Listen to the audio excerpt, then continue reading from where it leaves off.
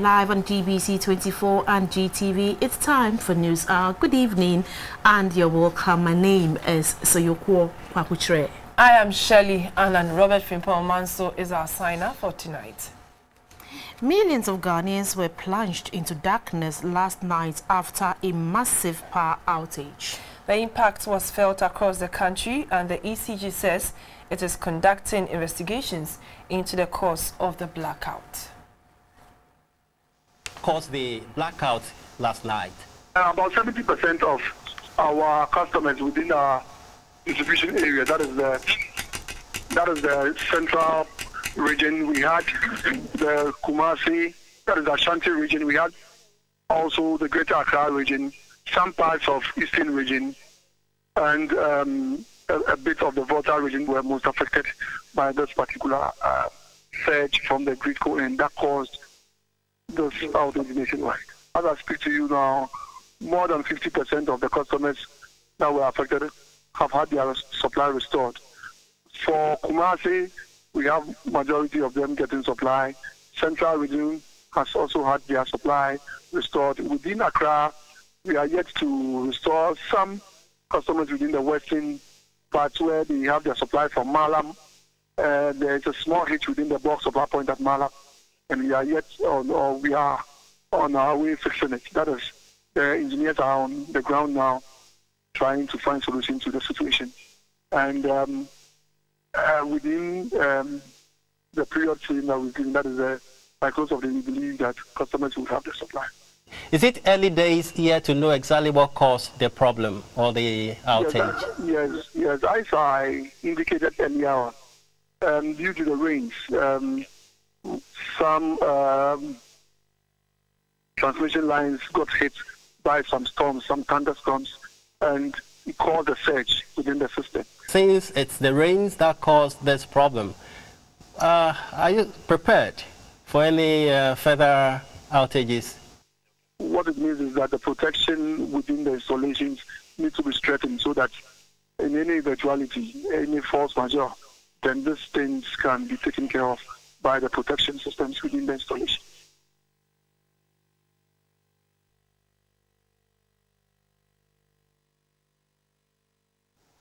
And that was the voice of the PRO of the ECG, Mr. Eric Asante, in an earlier interview. Meanwhile, the Ghana Grid Company, Gridco, has announced the restoration of power to all its bulk supply points after the surge in the power network that resulted in a nationwide blackout on Wednesday evening. A statement from Gridco noted that technical teams from the generation, transmission and distribution worked throughout the night to facilitate the restoration of power. Gridco has also commenced investigations into the cause of the general outage.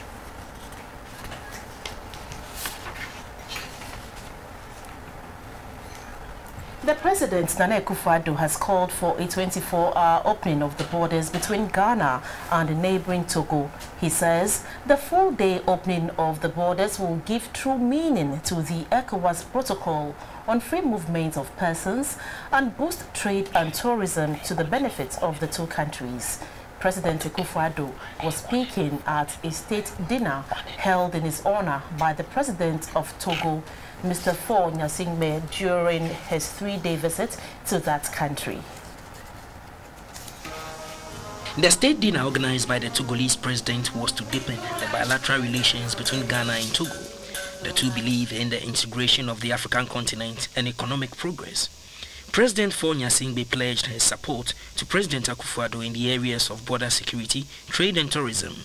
President Akufo-Addo said he is determined to aid in the strengthening of the ECOWAS community.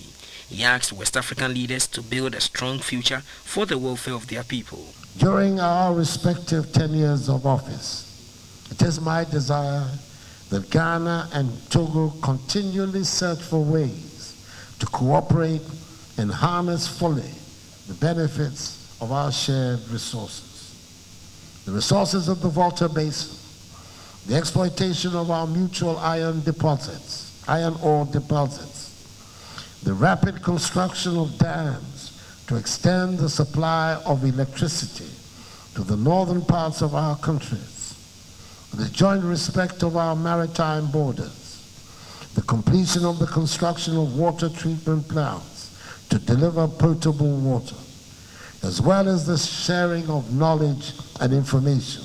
He also called for Ghana and Togo to take the lead in converting ECOWAS into a true regional market and help to facilitate the wider efforts at continental integration and unity. It is for this reason that I am very much for the 24-hour opening of the borders between our two countries. This will boost trade and tourism, and then we can reap the economic benefits. The opening of our borders will give true meaning to the ECOWAS protocols on free movement of goods and persons, and will spur on progress and prosperity for our people. President Akufo-Addo praised the Togolese president for promoting a spirit of national reconciliation amongst his people, with particular reference to the presence of the leader of the Togolese opposition, Gaël Christo-Limpio, and his government. Nos deux leaders, le président fort et sans hymne. President Nana Akufo-Addo has revived the debate on the possibility of Ghanaians living abroad to vote in national elections. The Representation of People's Amendment Law (ROPAL), which is yet to take effect, was passed in 2005 to enable Ghanaians living abroad to exercise their franchise in national elections. President Akufo-Addo, in an address to the Ghanaian community in Togo, promised not to dictate to the Electoral Commission but engage the electoral body on the law, which is now dormant. There are many Ghanaians living in Togo and vice versa due to common border systems between Ghana and Togo. The meeting was to brief the Ghanaian community in Togo about the progress and policies being made in the country. The president touched on the free SHS, which will be implemented this September, the Planting for Food program, which is expected to engage over 200,000 farmers in the first year, and the transformation agenda of the government, among others.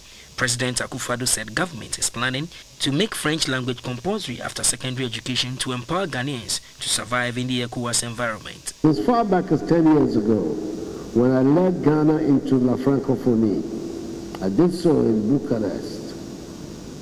The decision was that the Francophonie organization would help us with the teachers of French in the schools. Because at the end of the day, everything you do about education always comes back to the teachers. We now settled down, we have these 3 months. Matthew Poku Prempeh, the Minister for Education, has it as a major priority on his agenda. So I think that between now and hopefully the next academic year, some positive development is going to come out of it. Because to me, it is absolutely essential that we do so. He said his government is working hard to put the nation's economy on track. We're trying to stimulate the economy. We're concentrating also on making sure that our educational and health systems begin to work again. But equally important, that we begin to bring down the cost of food in Ghana. We pay too much money for ordinary foods in our country. The Minister for Foreign Affairs, Shelia Yokobuchi, assured the students who were present at a meeting of resolving issues surrounding their health allowances. The Minister for Trade, Alan Tremantin, said government will also establish in each region one industrial park and create a good condition for the private sector to thrive.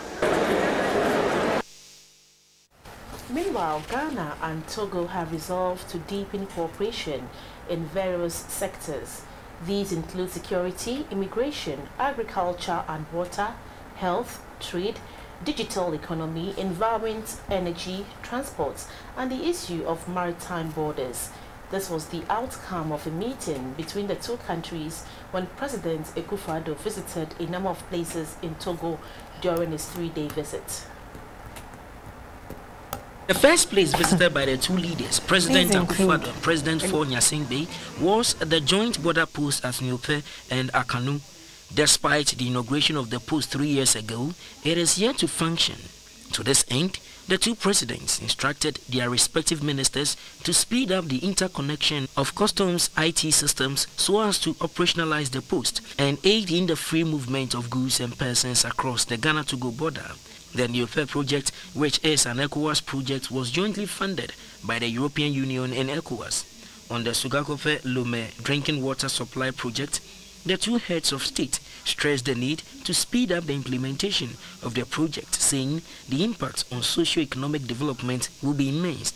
With reference to agriculture, the two leaders called for the intensification of technical cooperation and the exchange of experience between the two countries, particularly in aquaculture and the development of coffee, cocoa and cashew nuts. President Akufo-Addo also visited Port Lome with his counterpart Mr. Fonya Singbe to familiarize himself with the operations there. Togo has a free port system and has helped in creating a favorable environment for investors, especially importers. With Ghana's quest to boost investment and trade, Ghana has a lot to learn from Togo. President Akufo-Addo has continued his visit to Ouagadougou for a two-day visit to the Sahelian country. Today is International Firefighters Day.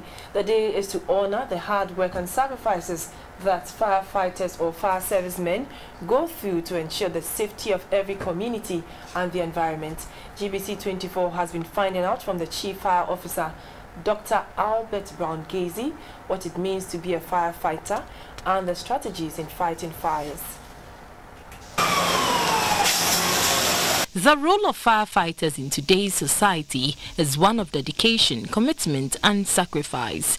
Firefighters Day was established in 1999 after 5 firefighters died tragically during a wildfire in Australia when the direction of the wind changed suddenly and engulfed them in flames. In Ghana, firefighters have in recent times come under intense criticisms for the manner they carry out their activities. The Chief Officer, Dr. Brown-Gazy, said firefighting comes with different approaches and techniques.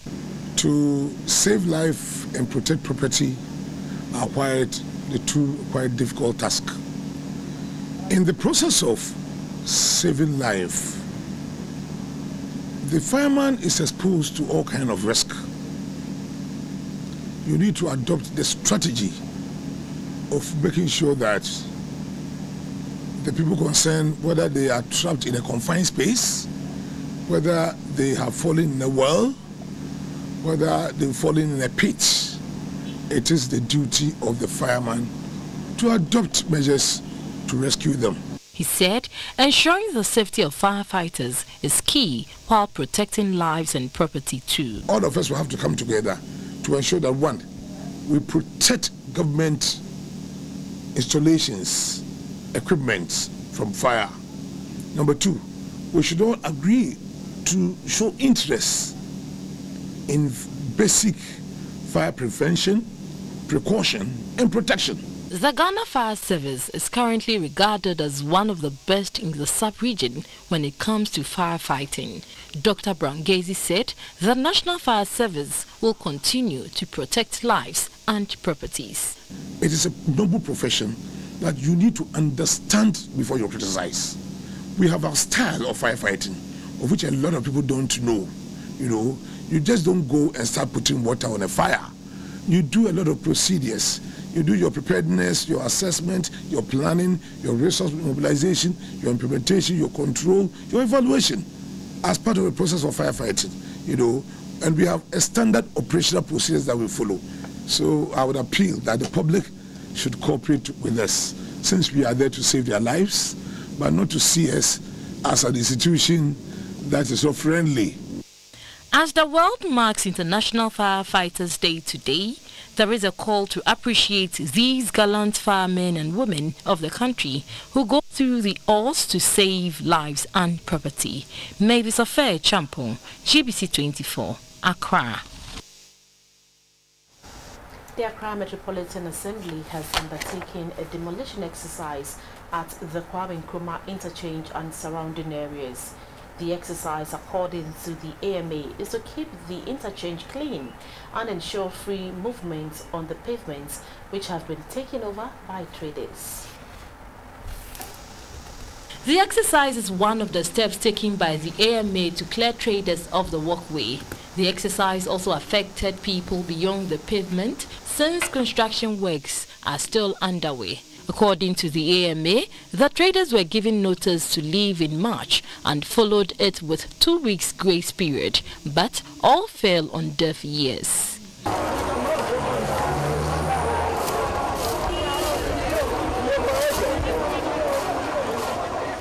The exercise started from the New Plant Station area, P&T, through to the Circle Interchange and to the VIP area. At the VIP area, the debris by the traders have blocked one of the waterways, which also have an illegal electricity connection attached to this pole, a risk which can easily affect the traders anytime it rains.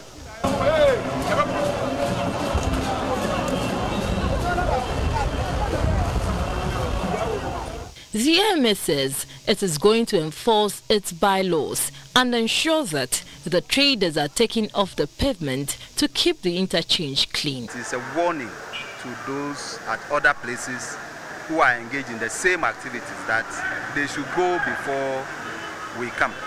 We want to assure them and everybody that this time it isn't a one-day show. Though the traders do not dispute the fact that they were given some notices, they are calling on the AMA to give them some demarcations to know where they can operate, since it is expensive to acquire shares in the market.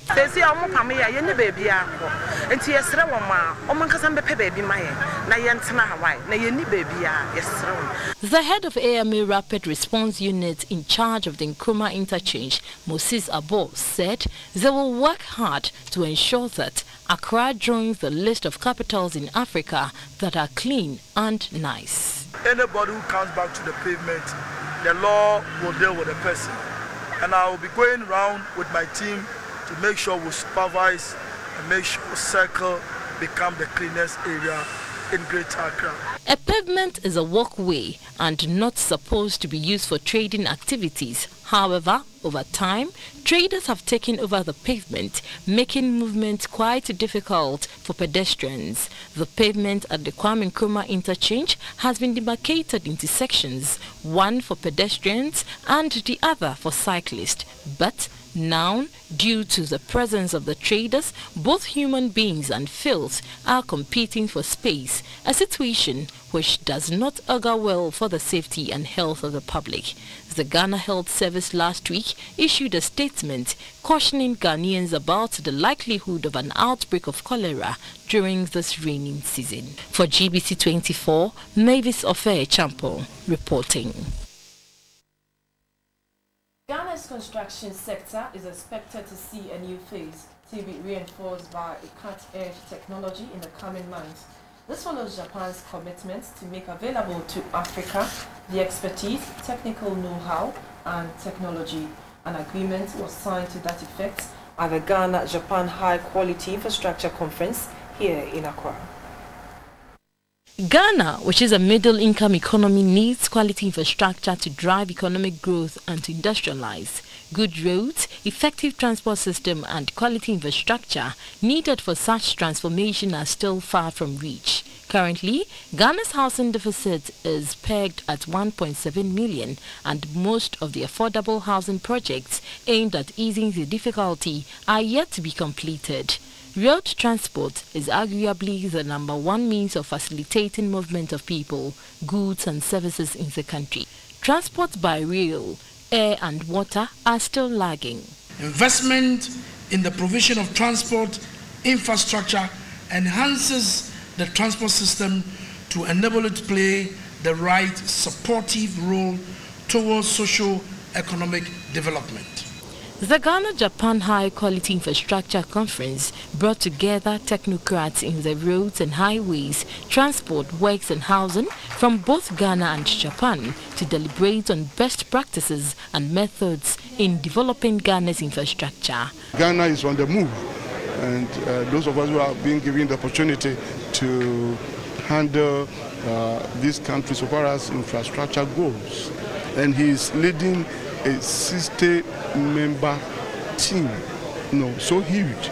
And they are coming from the private sector, 26 different companies, and they are key, they are strong. For Japan, building the infrastructure is not an end in itself, but rather the focus must be on maintenance and refurbishment, a practice which is virtually missing in Ghana. Much as we talk about increasing infrastructure, it is also important to emphasize the quality and value for money. To achieve this, it should be possible that during the investment phase, life cycle cost of projects must be thoroughly considered, including funding for adequate maintenance, environmental and social considerations. The Minister for National Security, Mr. Albert Kandapa, says government would work to redeem the infrastructural deficit to enforce the industrialization drive. About 100 Japanese businessmen and experts from the construction, insurance, mining, communication, automobile and ICT sectors are also in the country exploring business opportunities.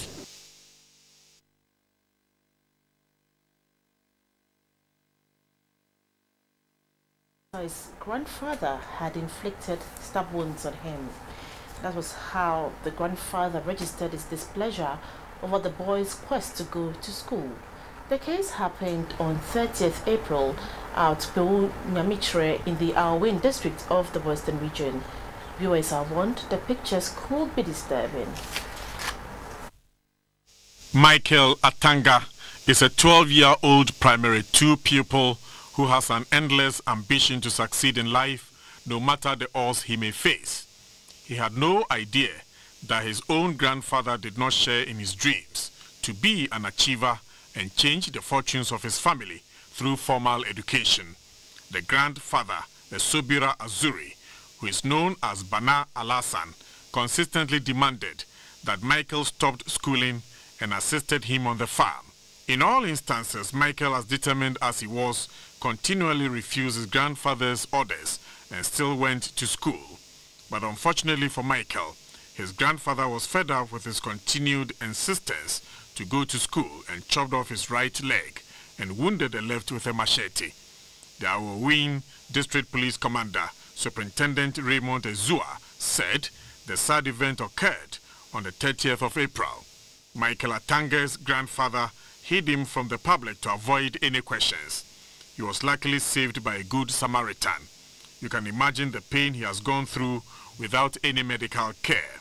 Currently, doctors have amputated the other leg of the boy, which was not completely chopped off at the time the brutality was visited on him. The doctor's action was because the leg had been infected. Michael went into coma for 4 days before gaining consciousness. Now, Michael Atanga has no legs and will have to struggle through life, never forgetting such a sad and painful ordeal meted out by his own grandfather. He needs all the support he can get to go through the next phase of his life so that he does not lose his determination to succeed in life. Come in this bulletin, a boon for the health sector, 1,000 beds donated to hospitals in the country. And in sports, Benin shines in the ongoing international rugby tournament hosted by Ghana. Stay tuned, don't go away.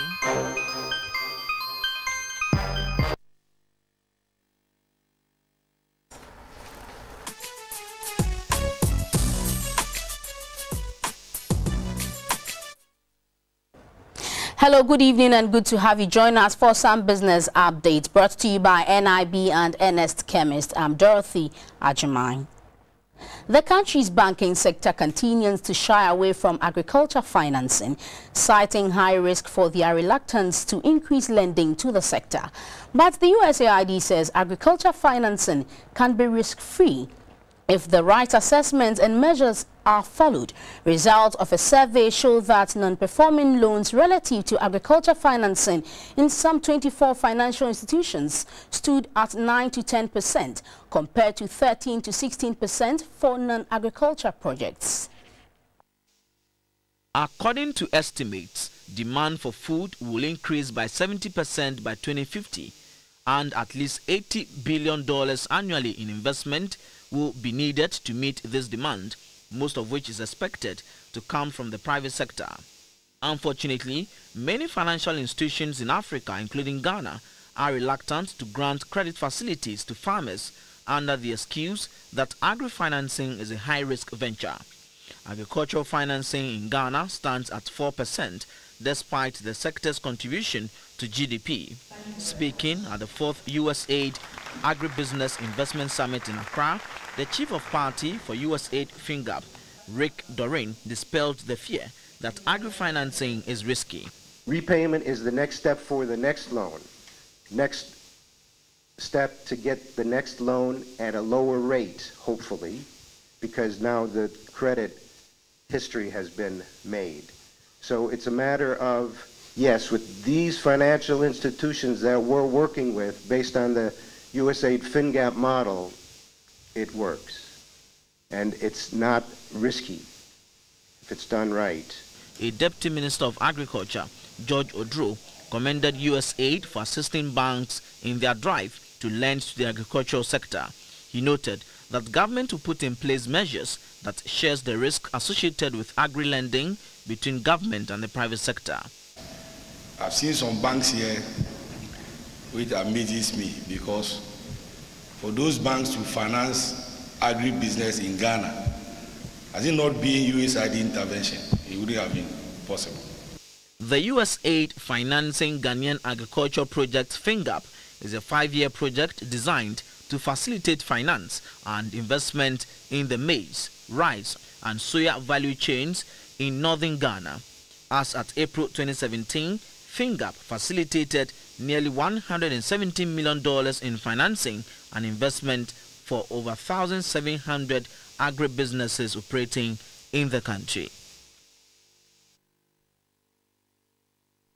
Ghana Broadcasting Corporation GBC has joined hands with Fidelity Bank to train tellers on the bank on how to register customers when paying their TV license. The acting finance director of GBC, Reverend Ebenezer Botwe, said the training will enhance collection of the fee and generate revenue. The TV License Act of 1966, NLCD 89, which directs television sets owners to pay a fee to the licensing authority, was amended in August 2015.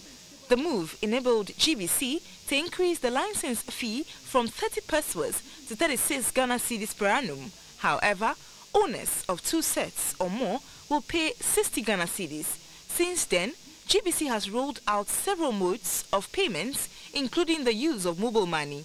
Figures from GBC indicates that the payments of TV license by Ghanaians have not been up to expectation.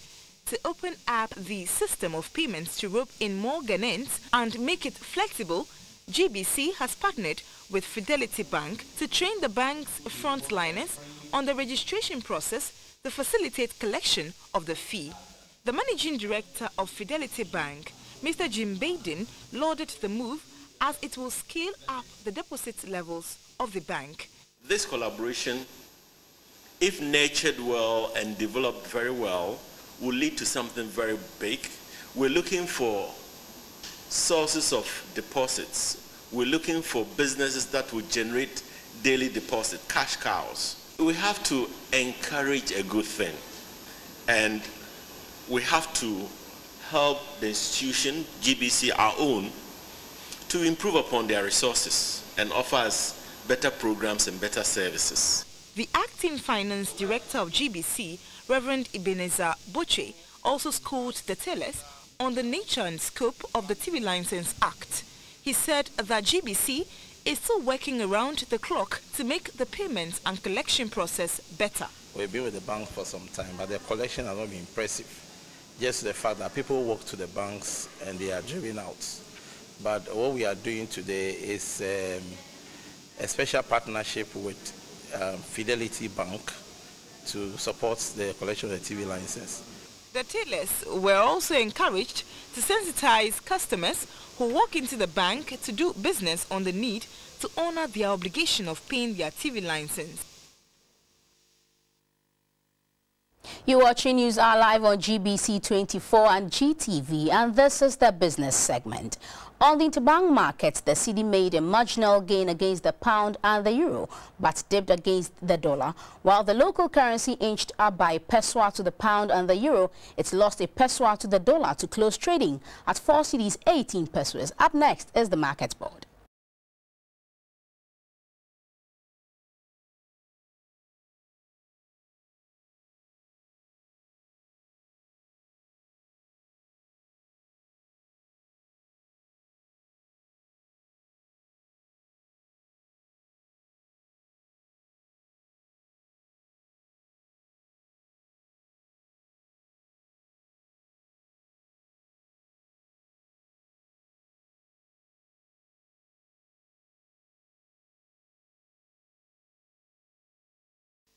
Commodities market, light crude dropped from $48.19 to $47.52 per barrel. The price of a tonnage of cocoa dropped from $1,805 to $1,780 per ton, while an ounce of gold saw $13 drop to close trading at $1,232.50 an ounce.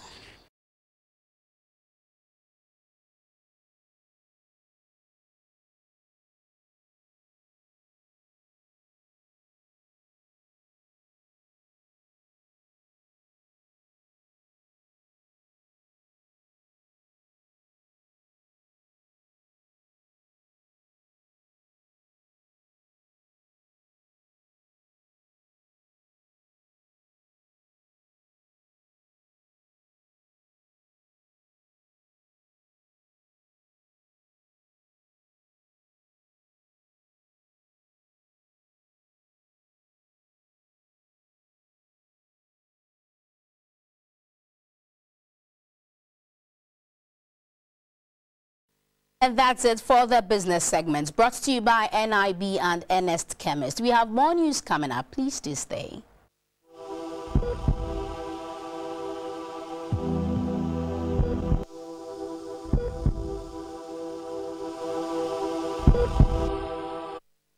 Well, this segment is brought to you by Vita and FPAC. Some educationists in the country have been discussing ways of promoting sexual and reproductive health education in senior high schools. It all aims at giving school-going adolescents better understanding of the subject. A recent study by Guttmacher Institute, an American-based NGO, indicates that efforts to promote sexual and reproductive health education in senior high schools need a more comprehensive, concerted and practical approach to acquire the needed results. Though the Ghana Education Service and NGOs, among others, have been showing interest in the topic, the impact is low.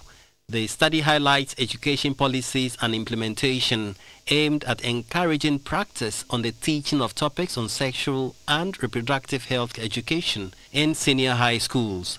Information is often given from a reactive perspective and only focuses on the importance of abstinence and the dangers of sexual activity. The report has strongly suggested the need to use practical approach of communication for teaching sexual and reproductive health. It is evident from the curriculum that we have. Right from kindergarten, sexuality education is taught. And we also have it in the senior high school curriculum, the primary curriculum and the GHS curriculum as well. We have it in both the core and elective entitlements, for which majority of our students get exposed to. So I'm not surprised at the statistics that are coming, that most of our children and most of our students have quite knowledge about sexuality education.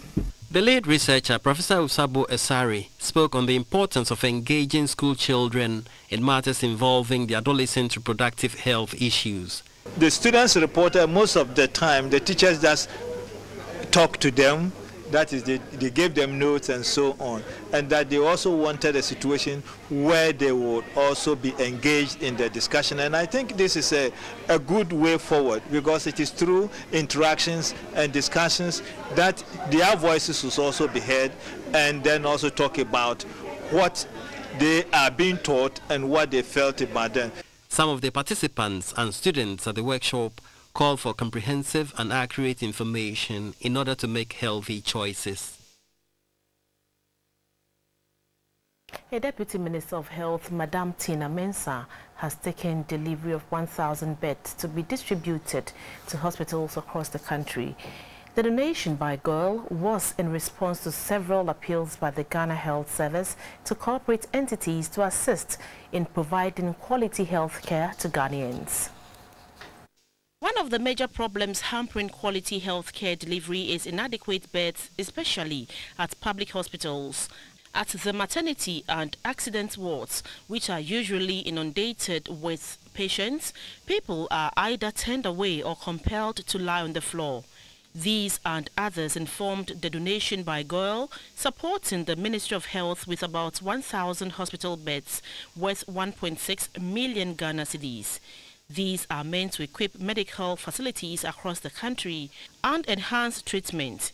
At a presentation ceremony in Tema, the Managing Director of Girl, Mr. Patrick Akoli, said improving health care has been a topmost priority for the company. Girl is for all Ghanaians, and then we are in the society. We really know the needs of the society. There's been reports of lack of hospital beds in our hospitals, and then our pregnant women, don't have beds to lie on at the hospitals.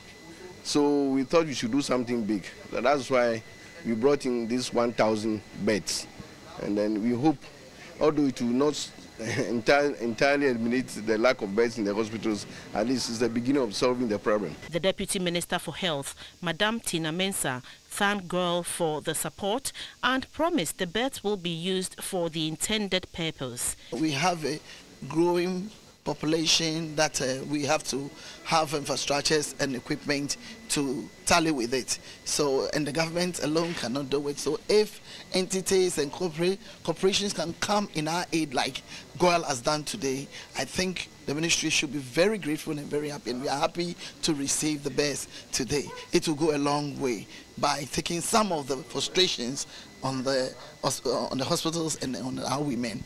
The hospital beds is to be distributed across the country, with Greater Accra and Ashanti regions receiving 150 each, Upper East and Upper West to receive 50 beds, while the remaining regions get 100 beds each. And that was the health news brought to you kindness Yamvita and FPAC. We'll be right back.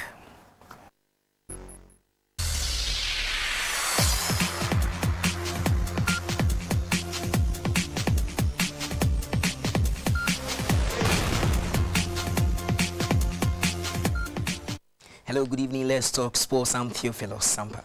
The head coach of the Togolese senior national rugby football team, Ururu Kwamoni Mayahawi, has expressed his displeasure at a side's woeful display against Benin on Wednesday. Togo lost by 14 points to 12 in the ongoing Rugby Africa Regional Challenge Group West 1 tournament.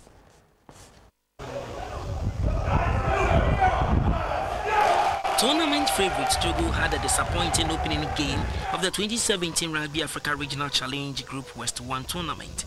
They lost to a weakened Benin side who were hammered by the Eagles of Ghana on Sunday. The result means Togo are bottom on the pecking order on the three-nation tournament. Togo's head coach Uru Komoni Mayahiwa attributed the defeat to indiscipline on the part of his players. Parce qu'on n'a pas joué au rugby, on n'a pas joué ce qu'on a planifié. Et les gars ont été très indisciplinés tactiquement. Donc je ne peux qu'être déçu. They couldn't play like the way they planned to play because the player didn't respect the rules, and he's very disappointed on them. His counterpart Kosuo Iloji said the win was a morale booster. L'avenir pour le Bénin, c'est qu'il continue. It's good to keep this team, especially the young ones, for the future tournament. If they try and keep them together and they have this solidarity they show today, they can go for in the next tournament coming. Toujours dans la solidarité pour pouvoir, et s'il reste comme ça, je pense que le prochain tournoi, on aura notre visage. The Rugby Africa Development Officer for West Africa, Mr. Charles Siapo, praised the three countries for raising the standards in rugby. I saw the first time and this I have just seen. I can say that there is a very good progress in the game between the three countries. But I think the first game was very, can I say, good. But Benin is coming. They have young players, and I think for 2 or 3 years they will understand of Benin. The finals of the Rugby Africa Regional Challenge Group West 1 tournament will be climaxed on Sunday at the Accra Sports Stadium.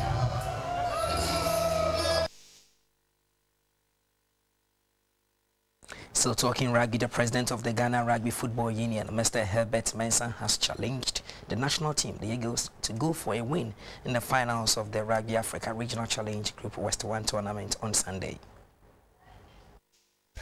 I'm sure that Togo will do. Benin lost to us and they came here revitalized, feeling stronger and wanting to win.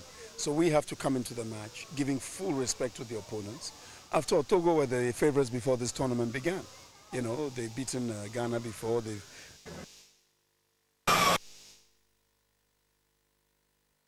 That's all for sports.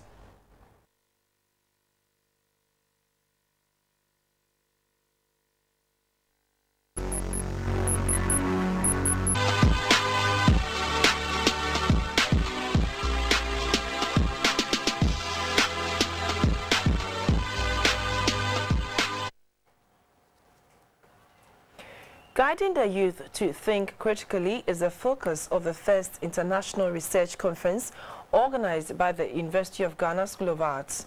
The conference, which is on the theme, The Arts in the Postmodern Academy and Society, would help find alternative ways of thinking and creating a framework to aid development.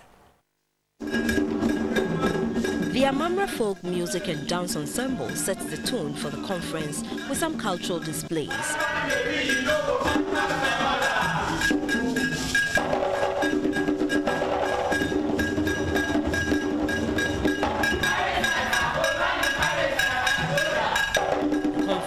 Find ways of making the Ghanaian think critically and be innovative in their various fields of study. Siraj Rasool, a professor at the Department of History at the University of the Western Cape, South Africa, briefed the audience on history and biography. I became interested in biography not just as a subject in which you try to reconstruct the life of an important person from birth to death, through all the stages. But I became interested in biography as a form of knowledge, in the cultural politics of biography, in the relationship between biography and history.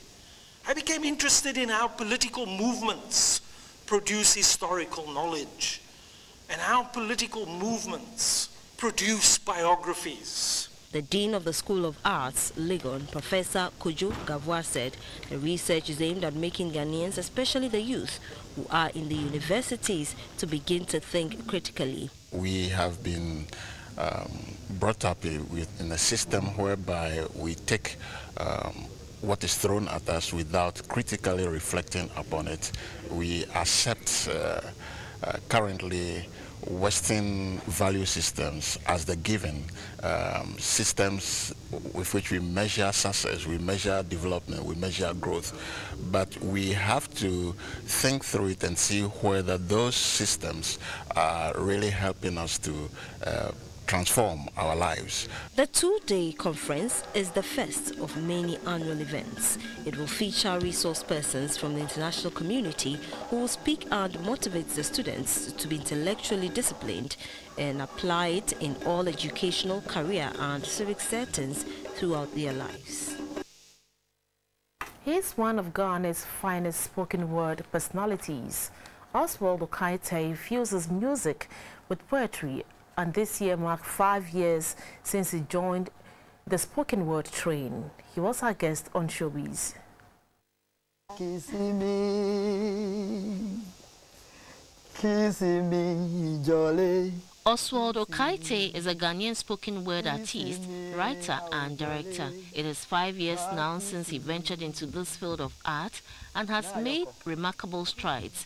At the banks of the deep rivers where you chose to abandon me, I still sit. Ayoko, I see the arms of the trees dance to the silent tunes of the air. I hear the chirps of the birds. But me, you have chosen to let dance to dirges. Oswald said the celebration aims at having fun, workshops and discussions on how to create jobs through poetry. I've really come to understand one fact, that artists are not really those found in classrooms. You know, it's a natural phenomenon. It's going to be a mini festival. Okay. It's not just to have fun. We're going to have a workshop, have discussions about how to carve job from poetry, because I'm able to carve job from it. And I don't want to be just to myself. I just want to share with others how we can move on and get a lot of poets becoming professional poets who will be able to make a lot of money. The Pan-African Writers Association House in Accra will be the venue for the evening, slated for Friday, 5th May 2017. Of my memory, alas, beneath a baobab where we once crossed paths, I have chosen to leave a tear. So if you ever chance upon that tear, hear my call. Up next, we bring you the weather report.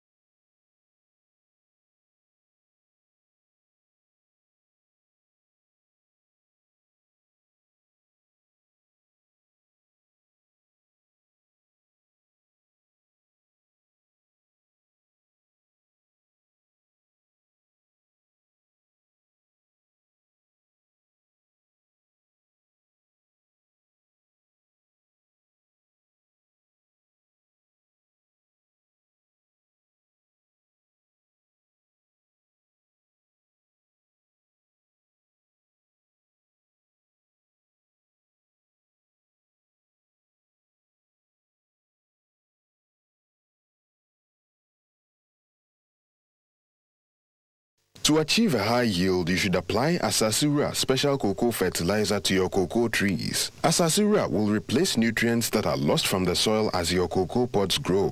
First, you must weed. Use a cutlass to weed. Remove all weeds. Any weeds on your farm will take up the Asasura. That is, you will yield less cocoa. Brush under the cocoa trees with a cutlass. The next step is to measure an acre before applying Asasura. And that has been your weather. See you same time tomorrow. Good evening.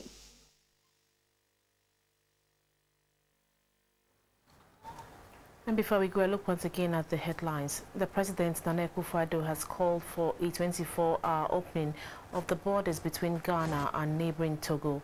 He says the full-day opening of the borders will give true meaning to the ECOWAS protocol on free movement of persons and boost trade and tourism to the benefit of the two countries.